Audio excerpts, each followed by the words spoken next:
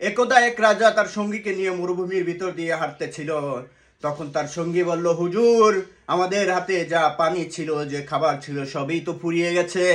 সামনে তো দেখা যায় শুধু ধুধু মরুভূমি, কোনো ঘর বাড়ি দেখা যাচ্ছে না। আমরা যদি আরো হাঁটতে থাকি ক্লান্ত হয়ে পড়বো, পানি তৃষ্ণা লাগবে, আমরা কোথা থেকে জল পাবো? তখন হুজুর বলল, কখনো আশা হারাবে না, সর্বদাই আল্লাহর প্রতি ভরসা রাখবা, হাঁটতে থাকো, সামনে আল্লাহ ব্যবস্থা করেই দেবে, রিজিকের মালিককে আল্লাহ। তখন তারা দুজনেই হাঁটতে শুরু করলো। সামনে শুধু ধু ধু, বালু আর বালু, মরুভূমি, চারদিকে কোনো ঘর বাড়ি দেখা যাচ্ছে না। হাঁটতে হাঁটতে মরুভূমির মাঝখানে দেখেন একটা বাড়ি। বা তারপরে হুজুর সেই বাড়িতে আশ্রয় নিলেন। নেওয়ার পরে হাঁটি হাঁটি পাপা করে একটা মেয়ে আসলো।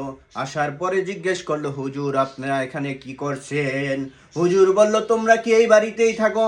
মেয়েটি বলল, হ্যাঁ হুজুর, আমরা এই বাড়িতেই থাকি। কয়, তোমার বাড়িতে কে আছে? কয়, আমার আম্মা, আমার বাবা আর আমি। কয়, তোমার বাবা মা কি করে? কয়, আমার বাবা মা ছাগল চড়াতে গেছে।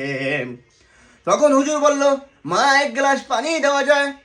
তখন ওই মেয়েটা ঘর থেকে এক বাটি পানি আনলো।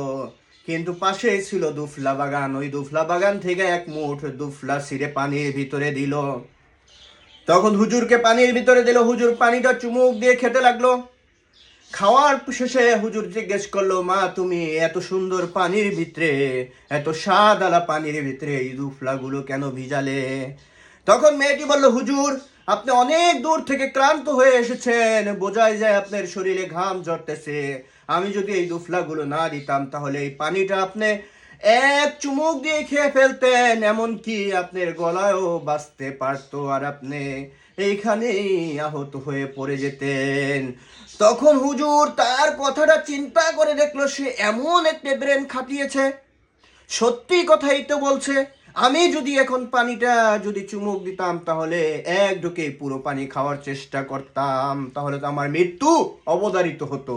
তখন হুজুর বলল, মা, তুমি কি করো? মেয়েটা বলল, আমি কিছুই করি না, আমি বাড়িতেই থাকি, আমি আমার বাবা মার সেবা যত্ন করি।